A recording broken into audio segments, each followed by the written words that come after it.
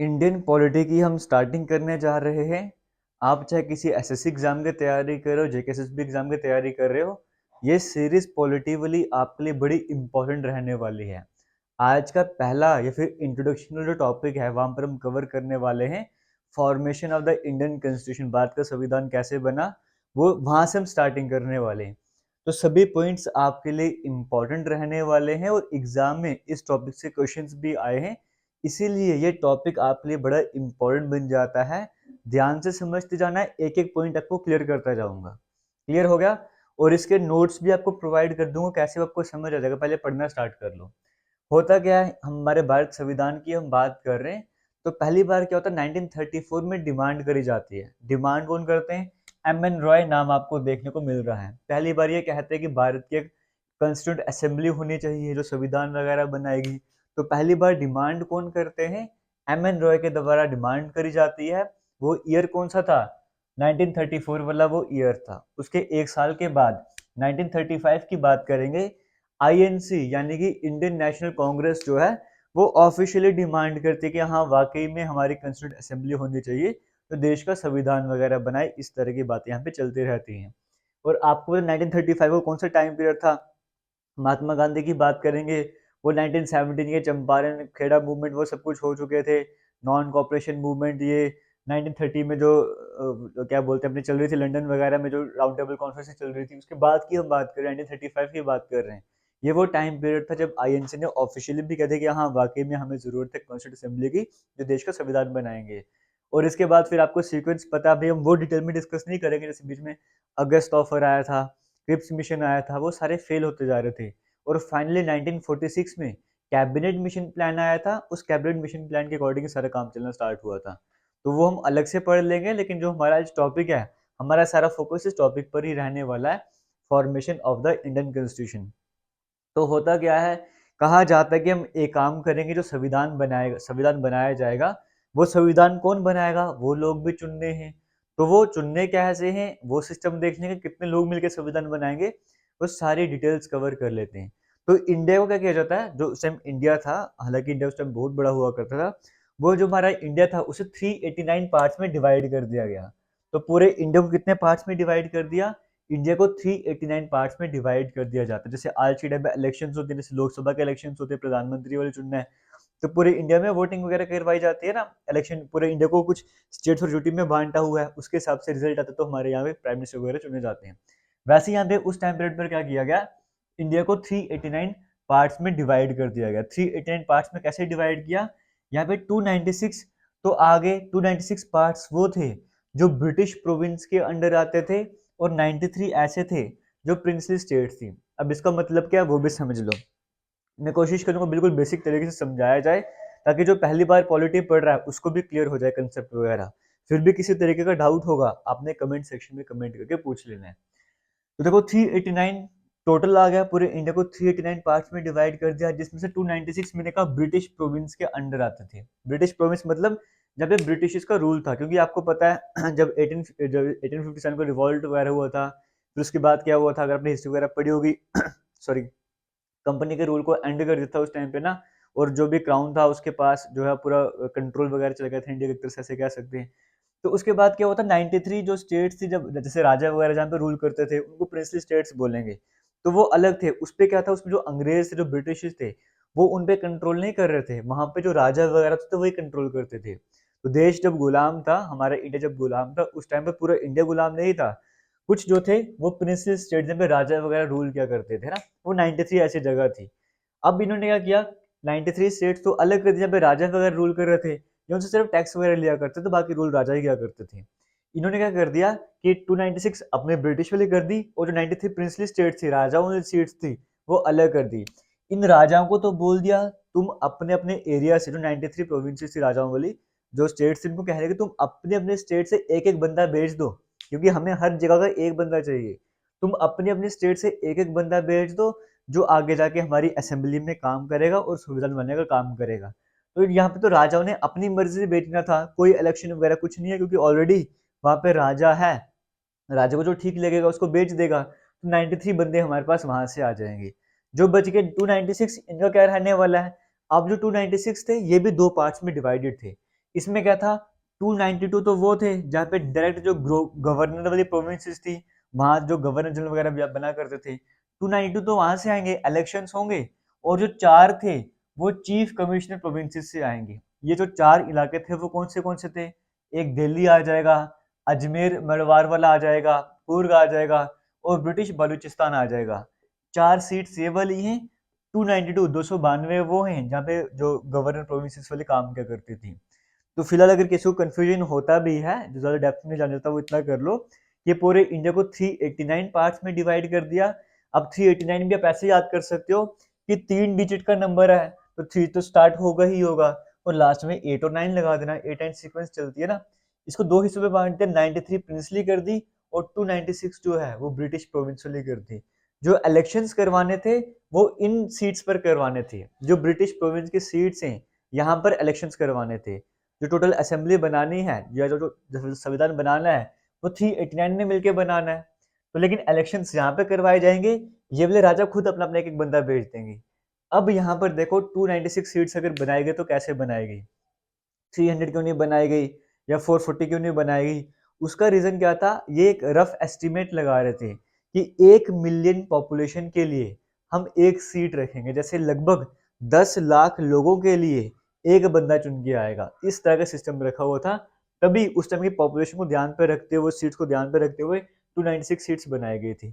अब इन 296 सीट्स पर इलेक्शन होने थे, यहाँ पर किसी ने चुन के आना था। अब इलेक्शन होने थे इसका मतलब ये था कि आम इंसान भी वोटिंग में पार्टिसिपेट करेगा। जैसे आज के टाइम पे हर इंसान जो 18 साल से ऊपर की उम्र है वो वोटिंग करता है, वहां पर वैसा कुछ भी नहीं था। ये जो 296 बंदे इलेक्ट करने, इनको कौन इलेक्ट करेगा? इनको इलेक्ट करने वाले होंगे मेंबर ऑफ प्रोविंशियल असेंबलीज। उससे पहले एक बात और क्लियर करते हैं। देखो, 3 तरह से डिवाइड किया होता सोसाइटी को, एक सिख बनाए हुए थे, एक मुस्लिम्स थे, और एक जनरल कैटेगरी थी जिनमें हिंदू वगैरह सब आ जाएंगे, ठीक है। तो कहा गया सबसे पहले जो वोटिंग हो गई 296 स्टेट्स की, जब हम बात कर रहे हैं जो ब्रिटिश के अंडर आ रही हैं, यहाँ पे जो इलेक्शंस में वोटिंग होगी, पहली बात तो ये क्लियर कर लो, अगर कोई सिख कैंडिडेट खड़ा है उसको वोट करने वाला सिर्फ सिख ही रहने वाला है। अगर कोई मुस्लिम कैंडिडेट खड़ा होगा उसको वोट करने वाला मुस्लिम ही होगा। जनरल कैटेगरी में खड़ा है तो उसको वोट करने वाला जनरल कैटेगरी का ही होगा। इस तरह का पहला सिस्टम वहां पर रखा हुआ था। दूसरी बात, एक आम इंसान वोट नहीं करेगा। वोट कौन करेगा इनको चुनने के लिए? इनको जो चुनेंगे वो प्रोविंशियल असेंबलीज उस टाइम पर बनाई हुई थी। प्रोविंशियल असेंबली का जो मेंबर है वही इनकी वोटिंग में पार्टिसिपेट करेगा। तो आप इसका ऐसे कह सकते हो कि हर कोई वहां पे पार्टिसिपेट नहीं कर रहा था वोटिंग में, सिर्फ प्रोविंशियल असेंबलीज के जो मेंबर थे सिर्फ वही वहां पर पार्टिसिपेट कर रहे थे। अब एक बात और है, ये जो प्रोविंशियल असेंबलीज में जो भी लोग वहां पे थे, तो इंडियन नहीं, लेकिन प्रोविंशियल असेंबलीज में जो भी लोग होते थे उनका भी डायरेक्ट इलेक्शन नहीं होता था। इलेक्शन तो होता था लेकिन वहां पर भी सभी पार्टिसिपेट नहीं करते थे। जब इनकी वोटिंग होती थी, इनकी वोटिंग कौन करता था? कुछ कंडीशंस थी, भाई तुम अगर इतना टैक्स दोगे तभी तुम वोट कर सकते हो, अगर तुम्हारी इतनी प्रॉपर्टी होगी, ये क्वालिफिकेशन होगी, तभी तुम वोट कर सकते हो। मतलब ये भी जो है वो डायरेक्ट तो होते थे, लेकिन इनको बनाने में भी सभी के सभी वोटिंग नहीं कर सकते थे। और फर्दर ये आगे जाके, जैसे हम कहते हैं ना कि इंडिया के प्रेसिडेंट कौन होंगे, या आगे जाके जो वोटिंग वगैरह होते हैं हम लोकसभा के चुनते हैं, लोकसभा के आगे मिलकर चुनते हैं ना, वो सिस्टम। एटलीस्ट लोकसभा वालों को तो हम चुनते हैं, फिर आगे जो आगे किसी न किसी को चुनेंगे, यहाँ पर ऐसा था ही नहीं। अगर किसी को कंफ्यूजन हो रही है, ये थोड़ा मैं उनको समझाने को थोड़ा डेप्थ में समझना है। सिंपल लैंग्वेज में समझ लो, 389 पार्ट्स थे, 296 ब्रिटिश के अंडर थे, 93 राजाओं के अंदर थे। जो राजा वाले थे उन्होंने एक एक बंदा भेजना था, यहाँ पर इलेक्शन होने थे। क्लियर हो गया? अब आगे चलते हैं। अब जब इलेक्शंस होते हैं 1946 में इलेक्शन करवा दिए जाते हैं, जुलाई या अगस्त का महीना होता है, उस टाइम पीरियड पर इलेक्शन करवाए जाते हैं, और जीतता कौन है? इंडियन नेशनल कांग्रेस जीत जाती है। और इंडियन नेशनल कांग्रेस को कितनी वोट मिलती हैं? 208 वोट आईएनसी को मिलती हैं। मुस्लिम लीग को 73 वोट मिलती हैं, और जो बाकी हैं उन्हें 15 वोट्स मिलती हैं। तो टोटल 296 स्टेट्स पर इलेक्शन हो गए। वोट किस किस को मिली आपको समझ आ गया। इसका मतलब आईएनसी जो है वो ये इलेक्शन जीत जाता है। अब ये आईएनसी वगैरह इलेक्शन वगैरह जीत के, इसका मतलब अब एक असेंबली टोटली बन गई पूरी तरीके से। अब क्या करना है? अब संविधान बनाने का काम स्टार्ट करना है। अब जब असेंबली वगैरह बन जाते हैं, सब कुछ ठीक हो जाता है, फिर पहली मीटिंग करी जाती है। पहली मीटिंग कब होती है? 9 दिसंबर 1946 को होती है, न्यू दिल्ली में होती है। और कितने मेंबर होते हैं? 211 मेंबर होते हैं। अब 211 मेंबर क्यों, 389 मेंबर्स की बात करी जा रही थी, तो 211 मेंबर ही क्यों गए थे, ये भी क्वेश्चन बनता है। और यहाँ पर जैसे एक बार मैंने पढ़ाया था, तो वहां पर मैंने करवाया था, ये लिखवाया था कि फर्स्ट मीटिंग हुई थी और उस टाइम पे जो एग्जाम था वहां पे पूछा था फर्स्ट सेशन कब हुआ था। तो एक स्टूडेंट को डाउट हो गया कि मैंने फर्स्ट सेशन पढ़ाया ही नहीं है, तो आज मैं वो क्लियर कर दूं, जो मैं फर्स्ट मीटिंग की बात कर रहा हूँ यही फर्स्ट सेशन इसको कहा गया है। हम आगे पढ़ेंगे, टोटल 11 सेशन हुए थे जब संविधान बनाया गया। जब संविधान बनाया गया तो टोटल 11 सेशन हुए थे। उसमें से जो पहला सेशन हुआ था, जैसे पहली मीटिंग कह सकते हो, वो कब हुई थी, 9 दिसंबर 1946 को ही हो गई थी। जुलाई अगस्त के महीने में इलेक्शन हो गए थे 1946, और उसी 1946 की बात करेंगे, पहली मीटिंग भी हुई थी, पहला सेशन भी हुआ था। और मीटिंग कहाँ पर हुई थी, न्यू दिल्ली में हुई थी। अब यहाँ पे सिर्फ 211 मेंबर क्यों थे, उसका रीजन ये है कि जो प्रिंसली स्टेट्स 93 राजाओं वगैरह की, उन्होंने अपना कोई बंदा भेजा ही नहीं, क्योंकि उनको पता था भाई हम तो ऑलरेडी रूल कर रहे हैं, हम क्यों वहां पे जाके पढ़ेंगे। तो ये 93 तो वैसे ही कैंसिल हो गए। यहाँ पे बचे 296। अब 296 भी पूरे नहीं है, उसका रीजन क्या है, मुस्लिम लीग ने बायकॉट कर दिया, मुस्लिम लीग में नहीं माना, तो 73 तो यहाँ से भी अलग हो गए, बाकी कुछ यहाँ से भी अलग हो गए थे। इस वजह से जब फर्स्ट मीटिंग होती है 9 दिसंबर 1946 को, तब कितने मेंबर होते हैं, 211 मेंबर होते हैं। मीटिंग कहाँ पर होती है, न्यू दिल्ली में होती है। अब इसको लेकर और इंपॉर्टेंट पॉइंट्स जैसे एग्जाम में क्वेश्चन बनते हैं, इसके एंट्रीम प्रेसिडेंट या टेम्परेरी प्रेसिडेंट, जब स्टार्टिंग में पहली बार मीटिंग होती है कोई ना कोई प्रेसिडेंट बनाया जाएगा, तो टेम्परेरी या एंट्रीम प्रेसिडेंट बोल दो, वो कौन थे, वो थे डॉक्टर सच्चिदानंद सिन्हा। सच्चिदानंद सिन्हा जो है इसके एंट्रीम प्रेसिडेंट बने थे, अंतरिम प्रेसिडेंट बने थे, जो कि फाइनल नहीं थे, टेम्परेरी थे। तो आप ऐसे भी याद रख सकते हो कौन थे पहले प्रेसिडेंट, सच जो बोलेगा वही बनेगा, जो सच बोलेगा वही बनेगा, तो वहां से सच्चिदानंद सिन्हा यहाँ पर आपको नाम याद रखना है। लेकिन हाँ, कुछ दिनों के बाद, 9 दिसंबर की ये बात है, 11 दिसंबर को यानी कि 2 दिन के बाद ही यहाँ पे जो परमानेंट प्रेसिडेंट है वो आ जाते हैं। वो कौन बनाए जाते हैं, डॉक्टर राजेंद्र प्रसाद जो है वो परमानेंट प्रेसिडेंट यहाँ पे बनाए जाते हैं। और एच.सी. मुखर्जी और साथ ही साथ वी.टी. कृष्णमाचारी की बात करेंगे, इन्हें वाइस प्रेसिडेंट बनाया जाता है। यानी कि जब पहली मीटिंग हुई थी, पहले तो टेम्परेरी प्रेसिडेंट, जब फाइनली आगे डेट आती है तो एक परमानेंट प्रेसिडेंट बन जाएंगे और 2 वाइस प्रेसिडेंट होंगे। ये बात में आपको ध्यान पे रखनी है। और कॉन्स्टिट्यूशन के एडवाइजर कौन बनाए जाते हैं इस असेंबली के, बी.एन. राव जी को कॉन्स्टिट्यूशन का एडवाइजर बनाया जाता है। ये कुछ इंपॉर्टेंट पॉइंट्स हैं जिनके बारे में आपको पता होना चाहिए। आगे बढ़ने से पहले एक छोटी सी स्टोरी आपको सुनाना चाहूंगा, जो रियल स्टोरी और मोटिवेशनल है। जरूर आपको कुछ ना कुछ वहां से सीखना चाहिए, बट उससे पहले एक बात और क्लियर कर दूं।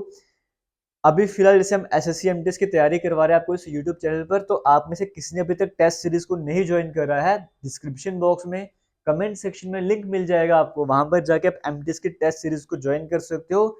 वहां पर सब्जेक्ट वाइज टेस्ट मिलेंगे, इंडियन पॉलिटी आपको पढ़ा रहा हूँ, इंडियन पॉलिटी के भी कई तरह के टेस्ट आपको मिलेंगे, फुल लेंथ मॉक टेस्ट भी मिलेंगे। डिस्क्रिप्शन बॉक्स कमेंट सेक्शन में लिंक मिलेगा, वहां पर जाके ज्वाइन कर लो, यहाँ से पढ़ते रहो, वहां पर जाके क्विज अटेम्प्ट करते जाओ। अब जो इम्पोर्टेंट और एक मोटिवेशनल स्टोरी आपको सुनाने जा रहा हूँ, हो सकता है आपने पहले सुनी भी हो, लेकिन इंटरेस्टिंग है, ध्यान से सुनिएगा। ये कहानी है, ये बात है जब गुरुकुल सिस्टम हुआ करता था, जब शिष्य पढ़ने के लिए गुरुजी के पास जाया करते थे, जंगल वगैरह में पढ़ाई हुआ करती थी, उस टाइम की बात कर रहे हैं। तो एक बार एक गुरु जो है वो बच्चों को पढ़ा रहे थे, शिक्षा दे रहे थे, तो एक उनमें से विद्यार्थी स्टूडेंट ऐसे थे जिनको समझ नहीं आ रही थी, तो गुरुजी कुछ बता रहे थे, वो बार बार क्वेश्चन कर रहे थे, क्या मुझे समझ नहीं आया, बार बार पूछ रहे थे, तो गुरुजी बार बार बताए जा रहे थे। लेकिन एक टाइम ऐसा आता है जब गुरु जो इनके गुस्सा आ जाता है, वो कहते हैं इधर पास आ, वो पास में बुलाते हैं, उसको बोलते हैं कि अपना हाथ मुझे दिखा। जब वो शिष्य अपना हाथ दिखाता है, तो गुरु उसको बोलते तू एक काम कर, तू पढ़ना छोड़ दे, तू घर चले जा। तो वो शिष्य पूछता है कि घर क्यों चले जाऊं, मैं क्यों नहीं पढ़ सकता। तो वो कहता है कि तेरे हाथ में लकीर ही नहीं है, तेरे हाथ में पढ़ाई की लकीर ही नहीं, दूर दूर तो मुझे दिख ही नहीं रही, इसका मतलब तेरे जो जिंदगी है उसमें पढ़ाई लिखी ही नहीं है, तो घर जाके कुछ और काम कर ले। तो वो कहता है कि मुझे समझ नहीं आया हाथ की लकीर का क्या, मुझे वो समझ नहीं आया। तो गुरुजी वहां से क्या करते हैं, एक और स्टूडेंट को बुलाते हैं जो इंटेलिजेंट होता है, उसका हाथ दिखाते हैं, बोलते हैं ये देख, ये होती है विद्या की लकीर, पढ़ाई की लकीर, अगर ऐसी लकीर होगी तो ही जिंदगी में पढ़ाई लिखी है, वरना नहीं लिखी है। तो वो समझ जाता है कि भाई एक ऐसी लाइन होगी, इसका मतलब मेरी जिंदगी में पढ़ाई लिखी हुई है, मेरी तकदीर में पढ़ाई है। वो घर जाता है, एक चाकू होता था उस टाइम पे जिससे वो दातुन काटा करते थे ब्रश करने के लिए, तो उसे गहरा कट लगाता है अपने हाथ पर, जिससे उसी तरह की लकीर बनाने की कोशिश करता है। गहरा कट निकलता है, खून भी निकलता है, वो निशान भी पड़ जाता है उस लाइन का। नेक्स्ट डे गुरुजी को जाकर दिखाता है, ये देखो मेरे हाथ में अब पढ़ाई की लकीर आ चुकी है।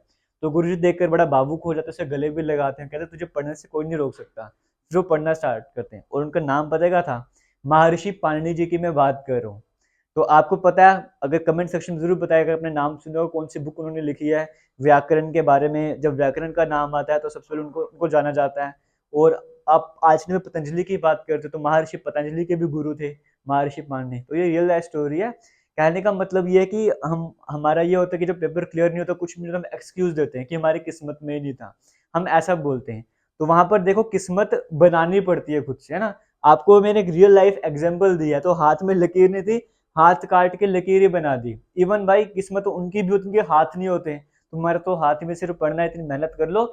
छोटे छोटे जो भी टॉपिक्स पढ़ाए जा रहे हैं अच्छे से मेहनत करो, आगे बढ़ते रहो, तुम्हें कोई नहीं रोकने वाला है।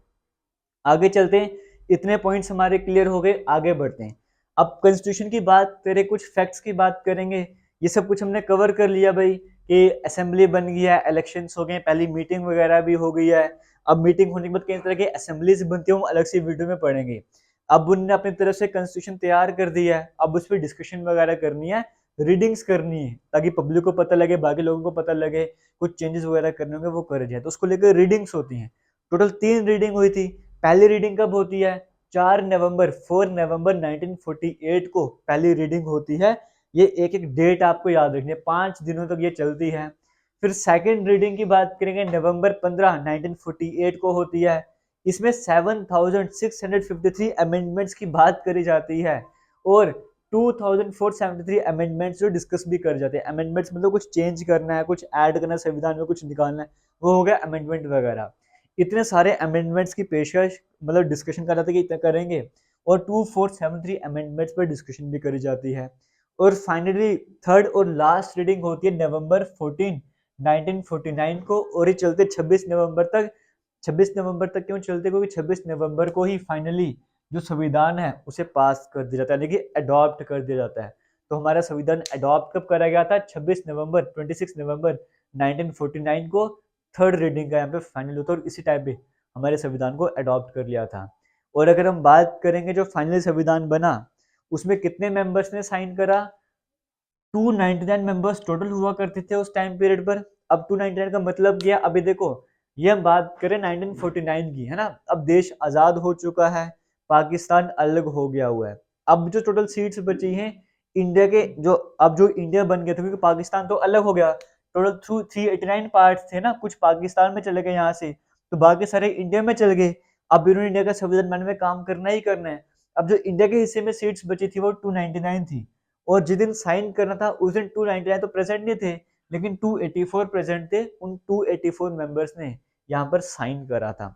और जो हमारा संविधान है अडॉप्ट तुमने 26 नवंबर 1949 को कर लिया, 26 नवंबर 1949 को हमने अडॉप्ट तो कर लिया, लेकिन इफेक्ट में कब से आया था? 26 जनवरी 1950 में ये इफेक्ट में आया। तो उसका रीजन आप सभी को पता होगा। जब लाहौर रिजोल्यूशन की बात की तब कहा गया था कि हमारे देश को आज़ादी हमने कब देनी है, इंडिपेंडेंस डे कब होगा? 26 जनवरी को होगा। उसी वजह से वो 26 जनवरी की जो डेट थी वो दिमाग में थी, तभी हमने कहा 26 नवंबर तो हो गया, थोड़ा वेट कर लेते, 26 जनवरी से ही इफेक्ट पर लाएंगे।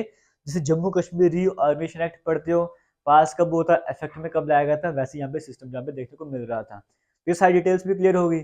जब संविधान बना था, जो ओरिजिनल संविधान की बात करें बना था, तब उसमें प्रियम्बल था, 395 आर्टिकल्स थे, 8 शेड्यूल थे। और जो संविधान है उसको बनाने में कितना टाइम लगा था? 2 साल का टाइम लगा था, 11 महीने लग गए थे, 18 दिन का टाइम लगा था, और टोटल 11 सेशन हुए थे। जो पहला सेशन हुआ था वो यही मैंने आपको बताया, जब मैंने आपको कहा था पहली रीडिंग हुई थी, यहाँ कहीं पर बताया था 9 दिसंबर 1946 को पहला सेशन हुआ था। और जो लास्ट सेशन हुआ था वो कब हुआ था? 24 जनवरी 1950। 26 जनवरी 1950 को इफेक्ट पर आ गया था, तो 2 दिन पहले 24 जनवरी 1950 को फाइनल और 11वां सेशन हुआ था। ये पॉइंट भी क्लियर करना है। और संविधान बनाने में जो टोटल खर्चा आया था, एक्सपेंडिचर था, वो कितना था? 64 लाख रुपीज का, सॉरी 64 लाख रुपीज का यहाँ पे खर्च आया था। ये सारे पॉइंट्स आपके लिए इंपॉर्टेंट हैं, टू द पॉइंट आपको पढ़ा रहा हूँ। वीडियो अच्छी लग रही है, वीडियो को शेयर जरूर करना है। यहाँ पर मैं टारगेट सेट करके चल रहा हूँ, 1000 लाइक्स का मैं इस वीडियो में टारगेट सेट करके चल रहा हूँ। उम्मीद करता हूँ आप जल्दी से जल्दी टारगेट अचीव करवाने में हेल्प करोगे। और इसी यूट्यूब चैनल पर एक प्लेलिस्ट बना दूंगा इंडियन पॉलिटी के नाम से, वहां पर सीक्वेंस में सारी वीडियोस ऐड होते जाएंगी। हो सकता है कभी ये वीडियो लेट देख रहे हो तो और भी वीडियोस वहां पर ऐड होगी होंगी, वहां पर जाके जरूर देखिएगा। और doctor B are Ambedkar ji की बात करेंगे, father of the constitution of India भी कहा गया, chief architect of constitution of India भी कहा गया, यहाँ से भी एग्जाम में क्वेश्चन आए हुए हैं, ये भी आपको पता होना चाहिए। और जो कॉन्स्टिट्यूंट असेंबली की बात करेंगे, इसकी जो सिंबल था वो सिंबल क्या रखा गया था, एलिफेंट इसका सिंबल रखा गया था।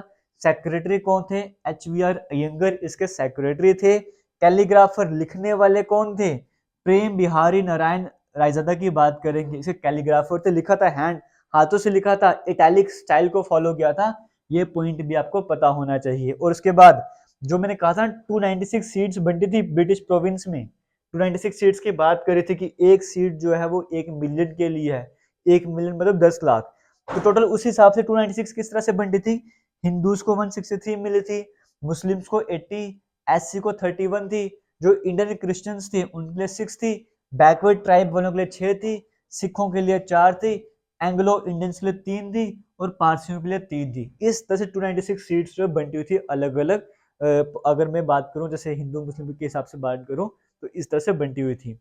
और अब जैसे हमने कहा 26 जनवरी 1950, तो क्या 26 जनवरी 1950 को हमारा संविधान इफेक्ट में आ गया, तो क्या जो कंस्टिट्यूंट असेंबली ये थी, क्या ये उस दिन उसका एंड हो गया, क्योंकि जो काम करना था वो काम होके इफेक्ट में भी आ गया? नहीं, ऐसा बिल्कुल नहीं था।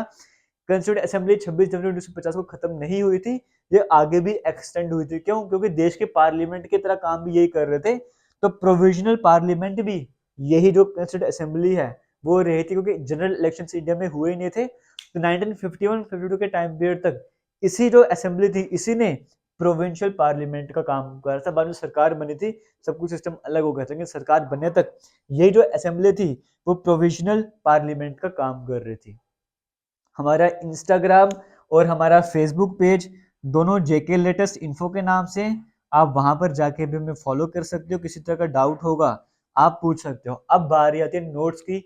नोट्स कहाँ पर मिलेंगे आपको? देखो, आपके लिए एक स्पेशल एसएससी वालों के लिए स्पेशल एक वो बनाया गया है, टेलीग्राम ग्रुप बनाया गया है, डिफेंस एंड एसएससी एग्जाम के नाम से ही है। डिस्क्रिप्शन बॉक्स में कमेंट सेक्शन में आपको लिंक मिल जाएगा, वहां पर जाके आप उसे ज्वाइन कर सकते हो। वहां पर मैं नोट्स प्रोवाइड कर दूंगा इस टॉपिक के, ये जो आपको सामने नाम देखने को मिल रहा है, वहां पर नाम क्या होगा आपको पहले क्लियर कर दूं ताकि आपको डिफिकल्टी वगैरह ना हो। वहां पर जो ये पीडीएफ आपको मिलेगा उसका नाम होगा इंडियन पॉलिटी, इंडियन पॉलिटी, आगे लिखा होगा पार्ट 7, इंडियन पॉलिटी पार्ट 7 लिखा हो। क्यों? क्योंकि ये टॉपिक मैं ऑलरेडी दूसरे चैनल पर भी पढ़ा चुका था, वहां पर नोट्स बनाए थे, जो एक पॉपुलर बुक है उसको लेकर नोट्स थे, व्हाइट बोर्ड वाले नोट्स थे, तो वहां पर ये मैंने शेयर किया था, वहां पर नाम था इंडियन पॉलिटी पार्ट 7। तो वही सेम नोट्स में आपको भी प्रोवाइड करने जा रहा हूँ, वहां पर आपको और भी कई तरह की डिटेल्स मिल जाएगी, इन डेप्थ भी आप पढ़ सकती हो। तो फिलहाल करेंगे वीडियो को एंड, मिलेंगे नई वीडियो में, तब तक के लिए थैंक यू, जय हिंद। वीडियो को शेयर जरूर कीजिएगा।